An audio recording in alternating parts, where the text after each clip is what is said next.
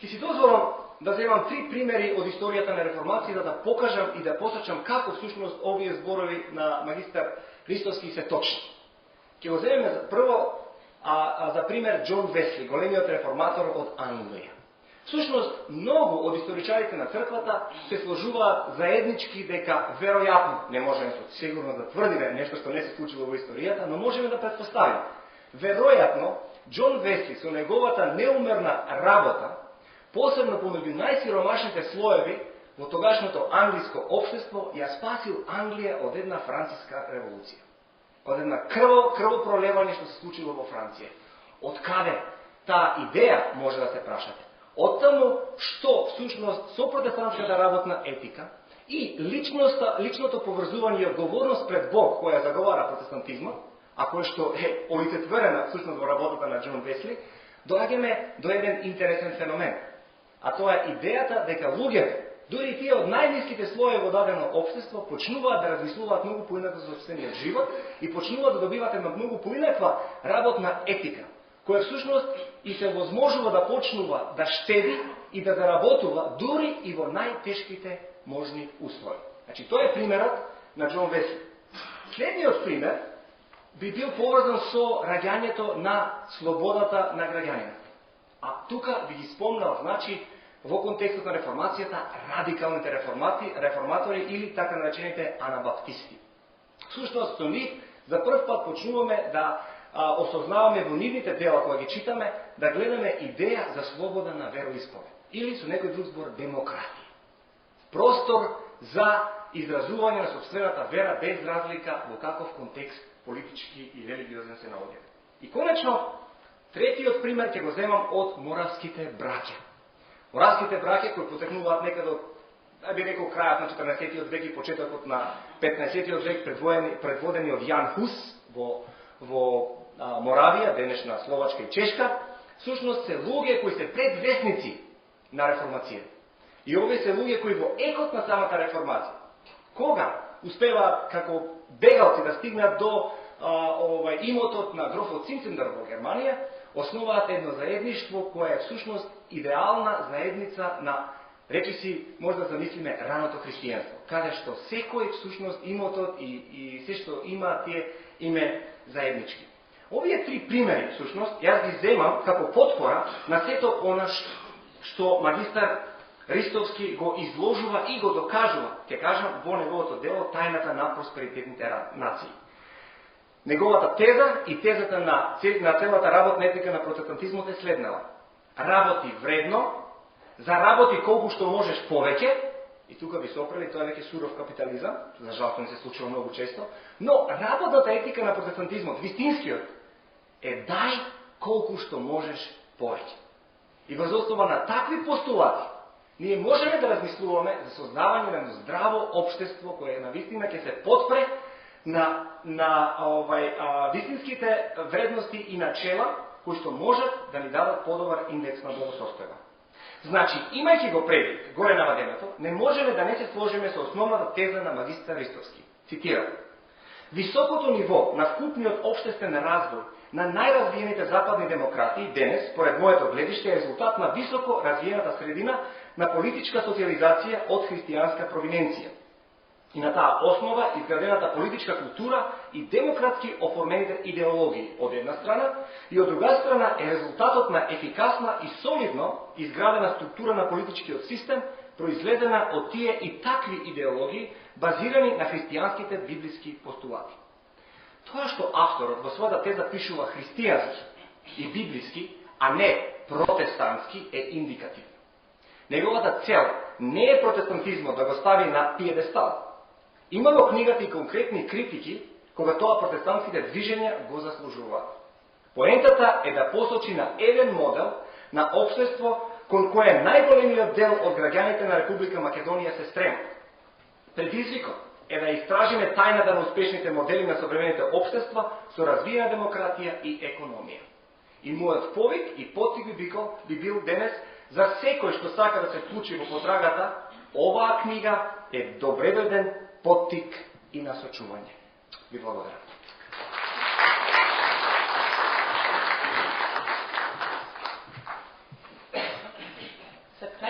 поканувам авторот Виктор Ристовски да има своје обраќање.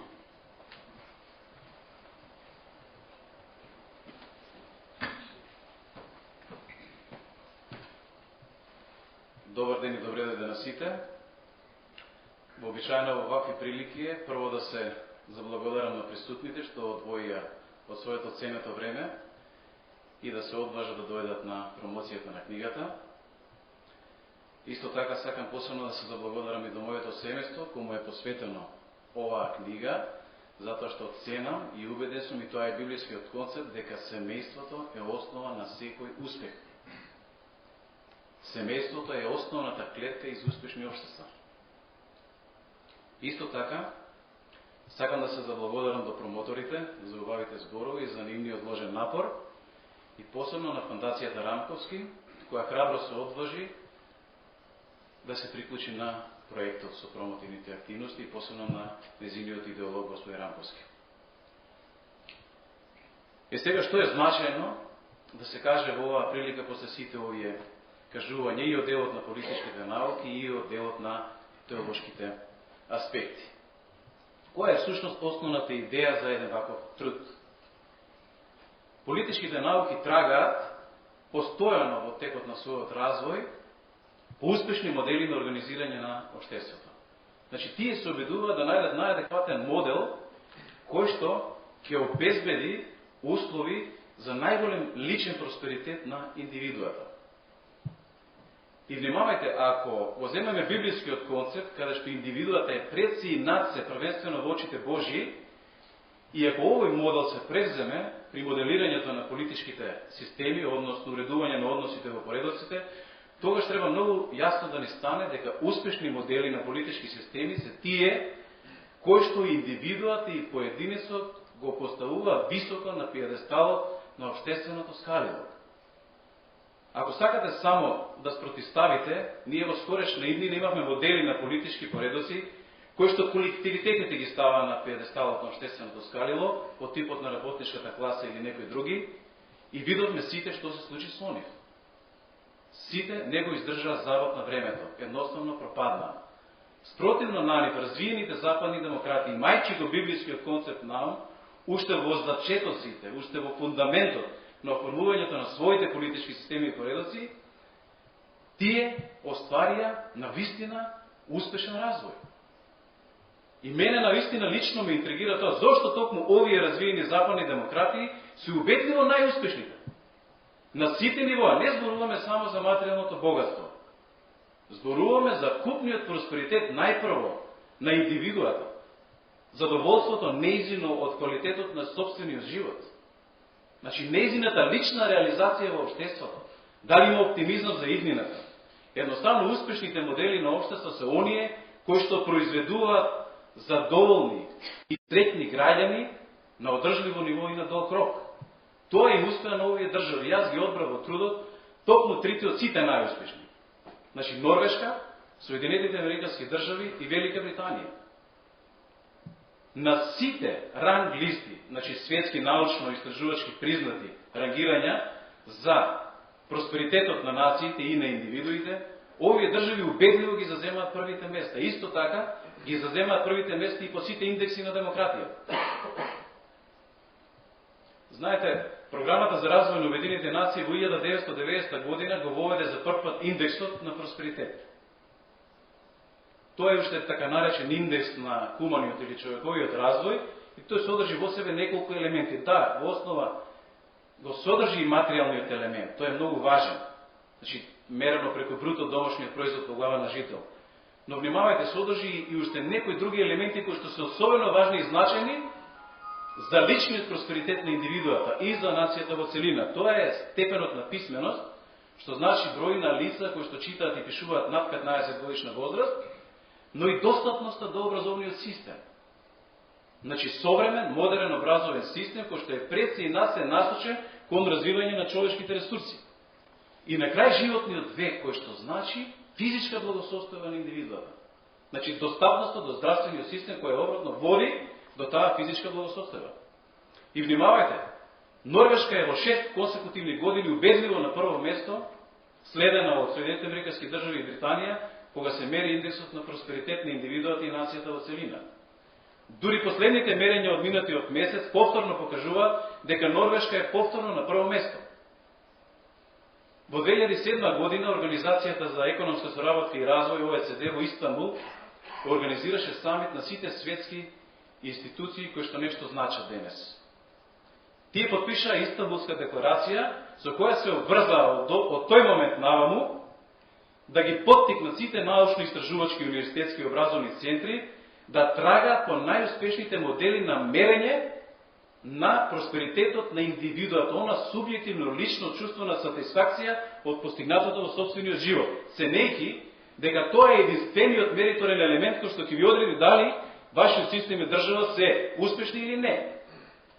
Така се јави Легатин индексот за просперитет од Лондон, потоа се јави индексот за квалитет на животот, кој што е Европската фондација за подобрување на работните животни услови го воведе. И внимавајте, при првите две наредни мерења, значи минатите 2 години, повторно Норвешка е на првото место. Повторно Соединетите американски држави и Велика Британија ја следат. Што е тајната на тој и таков успех? Мене длабоко ме интригира. Кога започнав да трагам по фундаментите на уредување на односите во општеството, на виделина излегоа толкому библиските премиси, библиските вредности, принципи и инструкции, кои што, например, татковците на нацијата или Founding Fathers во Америка се обидоа во тоа време колку што можеа да ги вградат во нормативниот дел на Уставот од 1789 година. Тие се обидоа да го дадат приматот на поединецот во општеството. Иако тој процес потоа бил долг, знаете, до укинување на робството во Америка, од нормирањето во Уставот дека приматот е на поединецот, поминаа дури 65 години. Меѓутоа се на вистинскиот пат, тој пат ги одржа еве веќе повеќе столетија. И се убедливо најпросперитетни и во делот на демократските достигнувања на политичките поредоци, и во делот на материјалната благосостојба или крупниот социјоекономски развој. Кога се оформуваше највисокиот дострел на демократијата, поделбата на власта на законодавна, судска и извршна, доајените на социолошката и политиколошка мисла повторно корените ги влечеа од библиските постулати. Именно во Стариот Завет најпрво се дадени 5 Мојсиеви книги или законите. Значи Бог ни го покажа патот дека треба да се воведат закони кои што луѓето треба да ги почитуваат, со цел да се воспостави некаков ред во општеството, да се устројат некакви односи. Потоа ни беа дадени судиите, затоа што Бог ни рече дека треба луѓе кои што ќе цена дали некој се однесува согласно тие закони или не, и соодветно на тоа ќе биде казнуван или не. За да потоа дојдат 4 книги царства во Стариот Завет, кои што ни го покажуваат патот на власта. Значи, како треба елитите да владеат во името на не елитите, но во нивно име и за нивна сметка. Овој највисок демократски дострел на демократијата е масовно прифатен од, да не речам, цел свет. Тој масовно се извезува во сите бивши источно-комунистички земји. Масовно се извезува во источно-азijските земји, во многу афрички земји денес, во многу јужноамерикански држави. Значи, овој модел на демократско устројство, базиран, нели рековме, на претходните постулати и фундаменти, масовно се извезува на планетата. И тоа е добро, затоа што тој модел покажа и докажа емпириски дека е успешен модел. Да не должам многу, сакам да се осврнам кратко каква е пораката за Македонија. Што во суштина значи и кои се поуките кои ние можеме да ги извлечеме за собствениот народ и за собствената држава. Знаете, народот вели, ако посеете или посадите крушка, ќе никне крушка. Значи, ако во процесот на таа социализација или оформувањето на вредностните животни ставови на децата, на младите, на луѓето, внесете репер кој што е издржан и емпириски докажан и кој што е силен, кој што е издржал на забав на времето, тогаш вие во процесот на градење на политичка култура, оформување на политички идеологии и нели преку тој компетитивен и партиципативен модел на демократија влезете во власта и влијаете на устројување на институциите на политичкиот систем и уреднувањето на односите во поредокот, тогаш вие ќе добиете квалитетен плод. Плод кој што ќе значи успех и просперитет не само на нацијата и државата во целина, него успех и просперитет и на индивидуално ниво. Значи, ќе произведете среќни и задоволни граѓани. На овој начин, мислам дека и перцепцијата за политиката, која што во Македонија е срамотна и ја третира се уште како најстариот занет на светот и така се однесуваат према неа, треба да се промени. Значи, од перцепција на аморална политика да премине во политика која што е длабоко морална. Наместо аморална политика заснована на лаги, измама. Нели, ќе бидете во политика и ако не лажете, нема да успеете. Значи, без лукавства, без истроштини, другиот модел во нешто што е докажано, во нешто што е фундамент, во нешто што е постулат.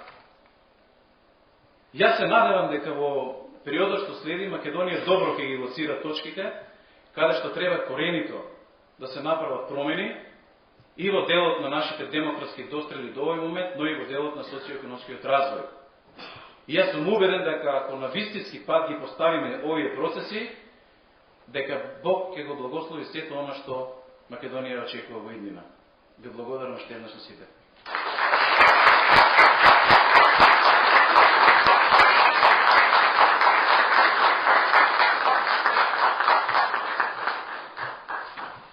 Промоцијата на книгата Тајната на просперитетните нации е завршена. Бесплатни примероци од книгата ви се на располагање во колот. Ви благодарам многу на присуството.